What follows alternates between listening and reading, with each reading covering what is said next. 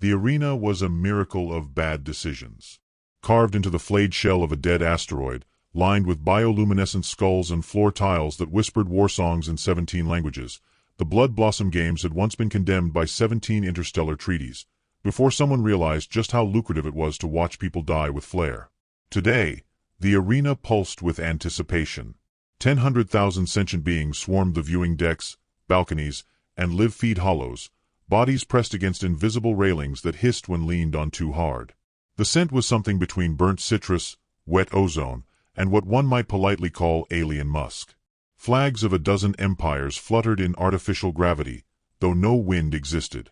The center ring, 200 meters wide and laced with zero-G pockets, seismic trip zones, and anti-teleport wards, waited hungrily. "And here we are, carnivores and chlorophylls alike," boomed a voice through every living skull, psychically and otherwise. The 150th Blood Blossom Championship, brought to you by Brintal's Genocider Cola. It tastes like victory, and also lime. The announcers were well paired for maximum discomfort. Zilthar was a sentient puddle of bioluminescent goo, with tastefully implanted gold teeth and a voice like jazz on fire. His co-host, Captain Glorg of the Insectan Expanse, wore only a tuxedo vest and 6 medals he definitely didn't earn. Together, they radiated oily charm and marketable menace. "Now, dear voidlings," Glorg purred, "today's matchup is a curious one." "Oh, very curious," Zilthar slithered. On one side, the reigning champion of 17 consecutive planetary eliminations, a creature so deadly it had to be legally reclassified as a weather event, Vorkun the Shatterbrute. A seismic rumble echoed from beneath the arena. From a gate rimmed with lava and poor life choices, Vorkun emerged. 10 feet tall, skin like volcanic shale, breath that shimmered with sulfur and radioactive pheromones. He beat one stone fist against his chest, which produced a sound like a cathedral collapsing into a drum solo. The crowd roared, or telepathically screamed, or released pollen. It was hard to tell. "Odds are 200:1 in Vorkun's favor," Glorg said, wings vibrating smugly. "And for good reason. No known weapon has pierced his hide.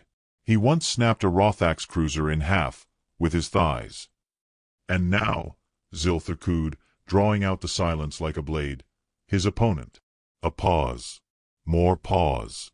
A snort from the crowd. From the forgotten backwater of Earth, a species known primarily for coffee, war crimes, and poetry, comes a last-minute entry. A single human. No title. No team. No rank. Glorg leaned into the mic. "Ladies, gentle beasts, and distributed hive selves, give a tepid welcome to Elira Voss." The gate opposite Vorkun hissed open. She didn't charge. She didn't pose. She walked. Elira Voss stepped into the arena like she'd just been mildly inconvenienced by someone coughing on a train. Matte gray armor, scuffed to the point of disrespect. Visor down, stride casual, rifle slung across her back like a half-forgotten thought. There was no dramatic music cue.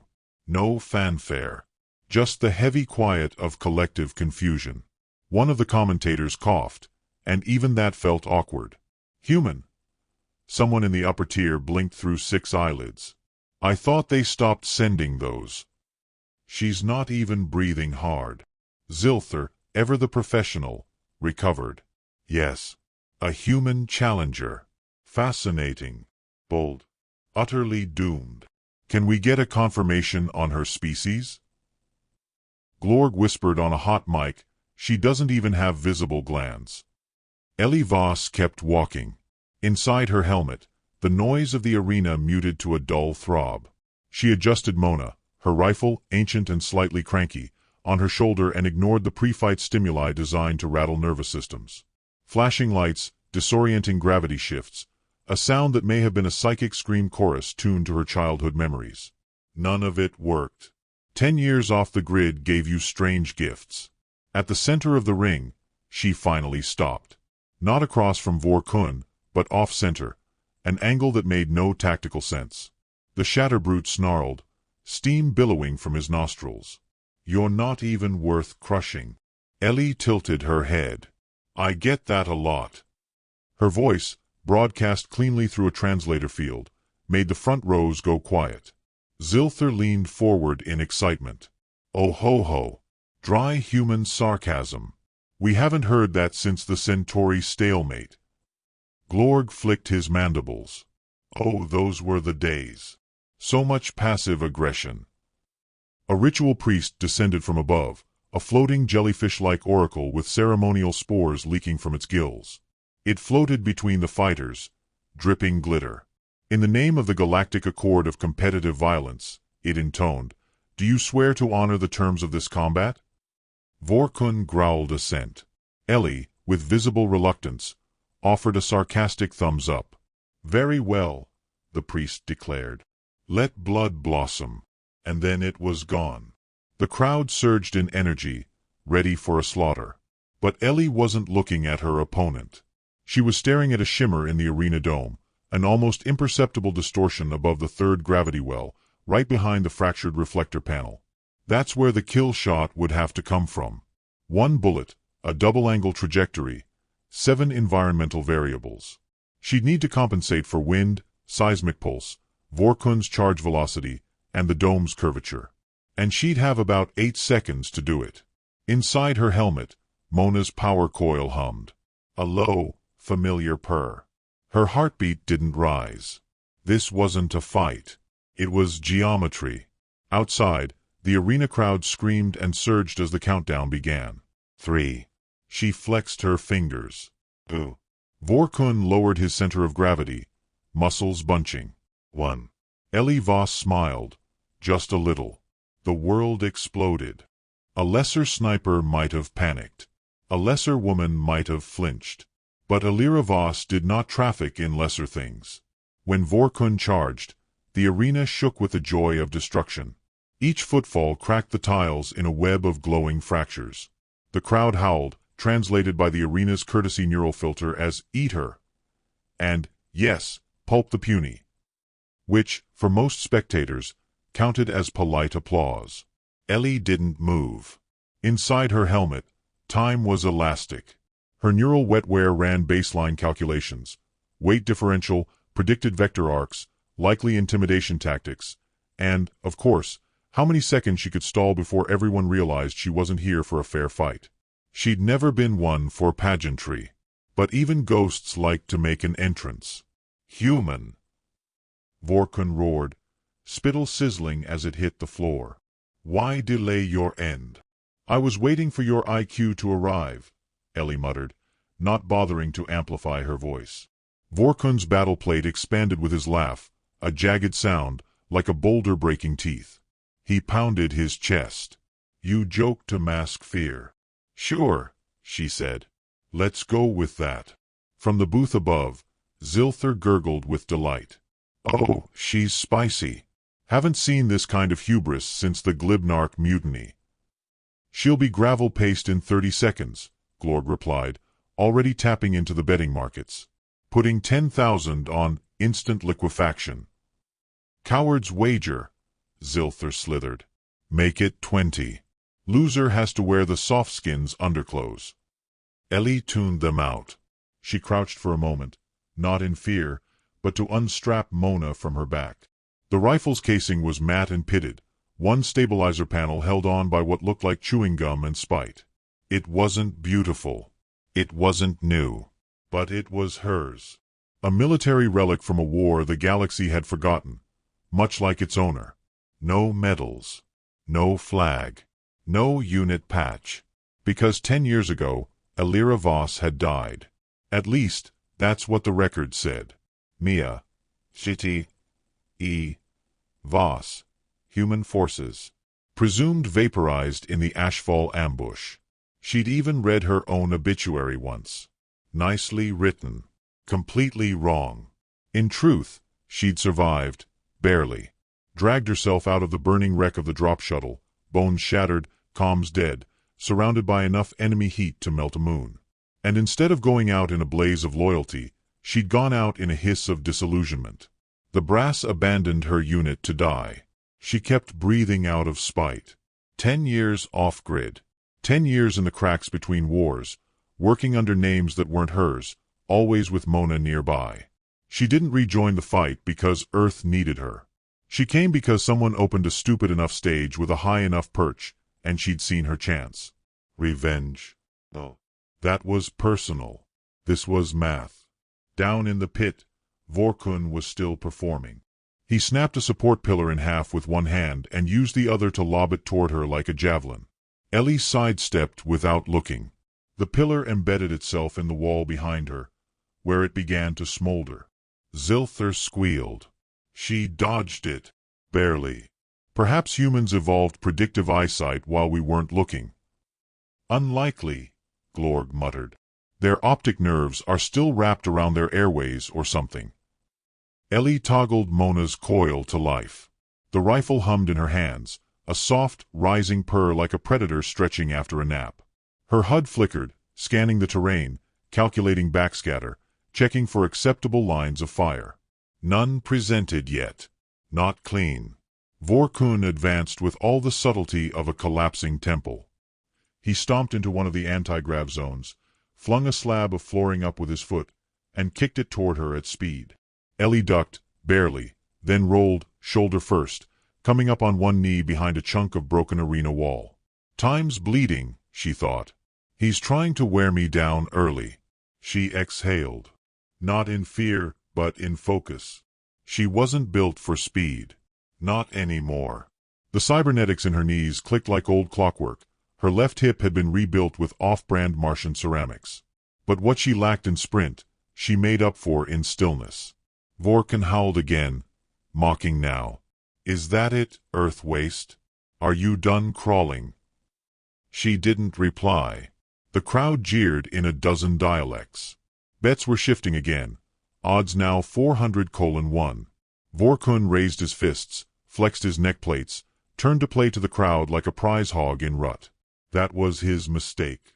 For one full second, he forgot she wasn't here to entertain them. Ellie Voss clicked Mona into its lock position and narrowed her focus.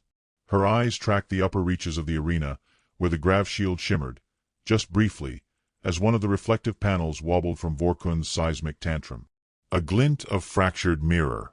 A triangulated echo chamber. Her perfect shot was beginning to bloom. But not yet. She needed a delay. A fraction more chaos. She scanned the ring, and found it. A broken pipe, hissing gas near one of the plasma vents. If she could get him to step. She stood slowly, rifle still at her hip. Called out, amplified this time. You missed, she said flatly. Vorkun snarled. I won't again. He barreled forward, directly into the vent line. Ellie lifted Mona halfway, not to shoot, but to spook. The brute twisted mid-charge, overcorrected, and slammed one foot down hard. The pipe exploded beneath him, ion gas and fire leaping upward. He didn't fall. But he staggered. For the first time. The crowd went feral. And Elira Voss smiled behind her visor. The geometry was almost ready. Ellie Voss moved like an equation in progress. Vorkun was fury incarnate. Fire danced off his shoulders as he charged again, molten fragments clinging to his stone-scaled flesh like badges. His mouth split open into a roar so deep it cracked subsonics. The floor beneath him fractured into glowing fault lines. Ellie ran. Not away. Not toward. She weaved. She moved through the chaos with deceptive slowness, legs grinding through weight-assist servos, lungs recycling acrid air, every movement a choice. She didn't look agile because she wasn't. What she was inevitable. Above them, the crowd shrieked with joy and disbelief, a kaleidoscope of antennae, frills, and exposed neural tissues leaning into the violence. The betting boards adjusted in real time, numbers spasming as algorithms tried to reconcile the fact that the human still wasn't dead. Vorkun bellowed and hurled a segment of the arena's wall at her like it owed him money. Ellie ducked behind a kinetic barrier post, letting the wall slam and disintegrate above her in a shower of sparking debris. She exhaled, then broke into a sprint, boots pounding across broken tiles toward the northeast corner of the ring. 10 seconds. She could feel the shot resolving.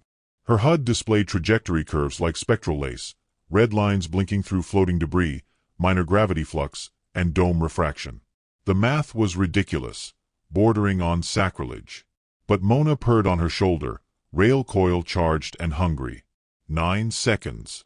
She slid behind a fallen column and dropped to one knee. "Where are you hiding, rodent?" Vorkun growled, stalking forward through the misting debris. His tail lashed behind him, dragging grooves into the floor. Ellie didn't respond. She toggled Mona's scope, switching to analog vision. No neural link. No enhanced prediction. Just one steel eye through a scratched lens, braced against her cheekbone. 8 seconds. The glint again. One of the grav reflectors near the dome's upper spine had shifted, a fracture barely wider than a fingernail, exposed during Vorkun's last tantrum. The shot wasn't just difficult. It bordered on impossible. A double ricochet through a gravitational pinch point, with atmospheric interference and a moving target who did not, strictly speaking, have a neck. She'd done worse. 7 seconds. She chambered a spike. Custom forged. Tungsten core, feathered fins, triple-etched with micro-runes that might have been jokes if you read ancient Earth sarcasm. 6 seconds. Vorkun had her in his sights. He stomped forward, arms wide, saliva burning off his chin in sparks. Enough hiding. Ellie didn't move. Mona's magnetic coils thrummed louder. The sound was more vibration than noise, like the breath of a god just before it exhales. 5 seconds. Ellie inhaled. The air tasted of sulfur and blood oil and old regrets. 4. She let Mona settle into the crook of her shoulder. Her arms didn't shake. Not anymore. 3. Vorkun launched himself forward, faster than anything that big should be. His arms were outstretched.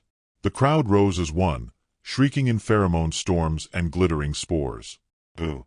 Ellie adjusted her aim by 1 micrometer. 1. She pulled the trigger.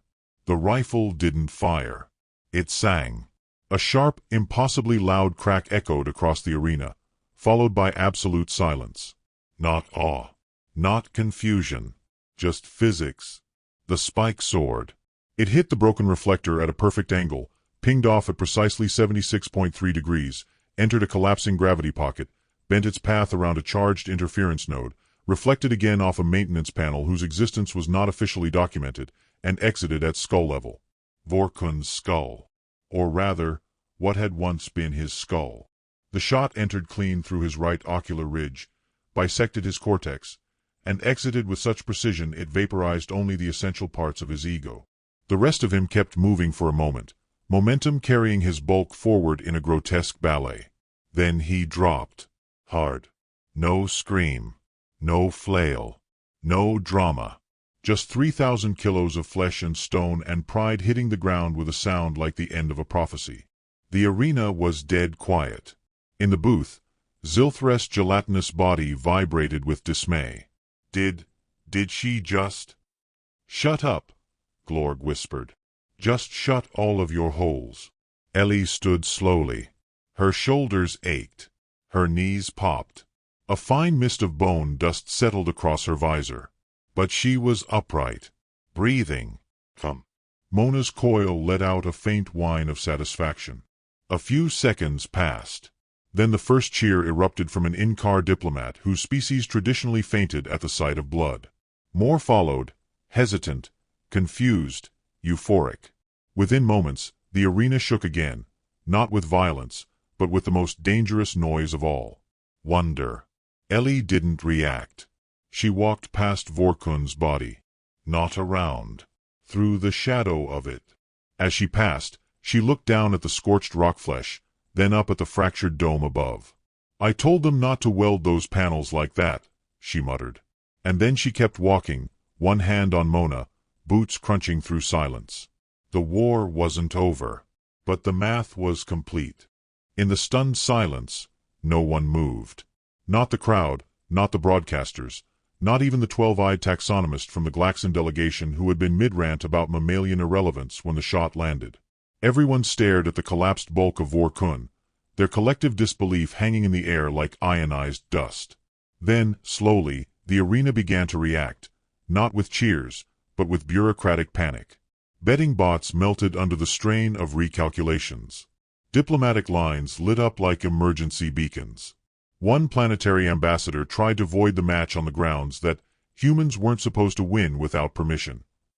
His statement was eaten, literally, by a nearby war choir member.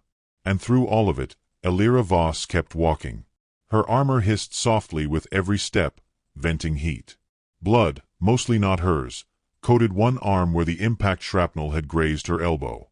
Her visor was still down, even though the targeting feed had long since gone dark. She didn't need to see anymore. The important part was done. Up in the broadcast booth, Zilther tried to recover with professional enthusiasm. Well, that was unexpected. Humanity's entry has, technically, won. Confirmed kill, Glor grasped, still clutching his betting stub like a life preserver. Illegal angle, impossible shot, probable war crime. But, yes, legal. She wins. I think I just laid an egg, Zilther whispered. On the far wall of the arena, an ancient mechanical board sparked to life. It displayed a simple message in 36 languages. Match complete.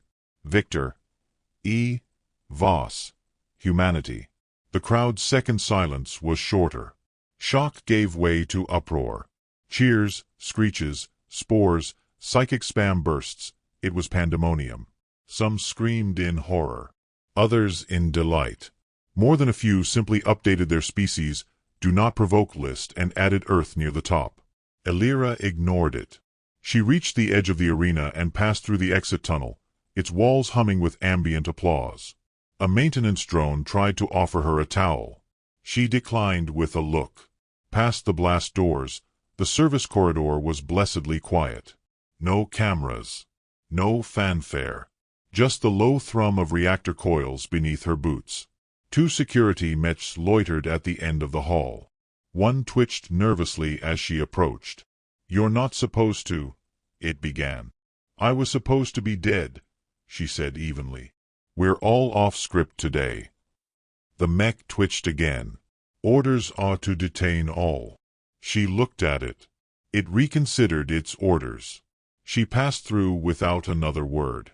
Beyond the corridor was a small, dimly lit room meant for ceremonial weapon deposit. She stepped inside.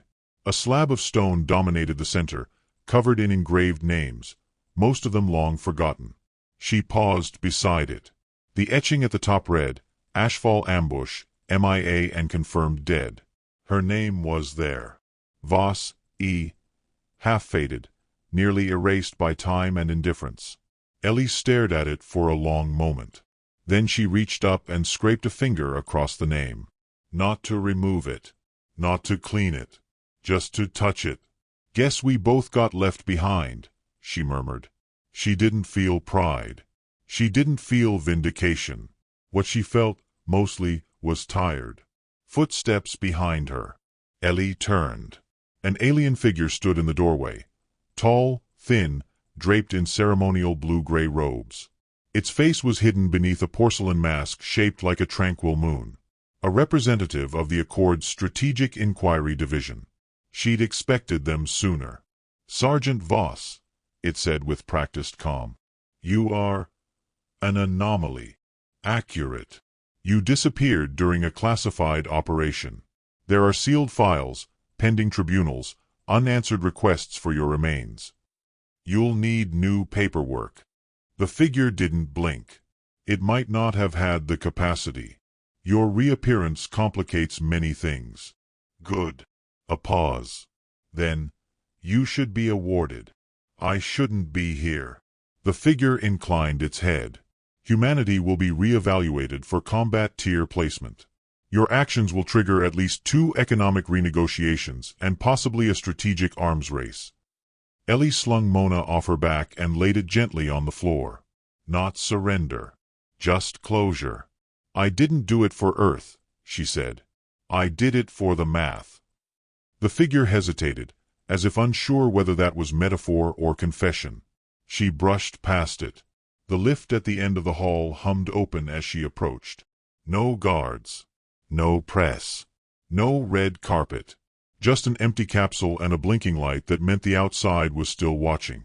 Ellie paused at the threshold, then looked back once. She wouldn't come back here. There was no point. The people she fought for were gone. The people she fought against were still reorganizing. Let the diplomats panic and the warhawks posture. She'd played her move. One bullet, 10 years in the making. As the doors closed, she whispered to no one, "Ghosts don't need medals." And then she was gone.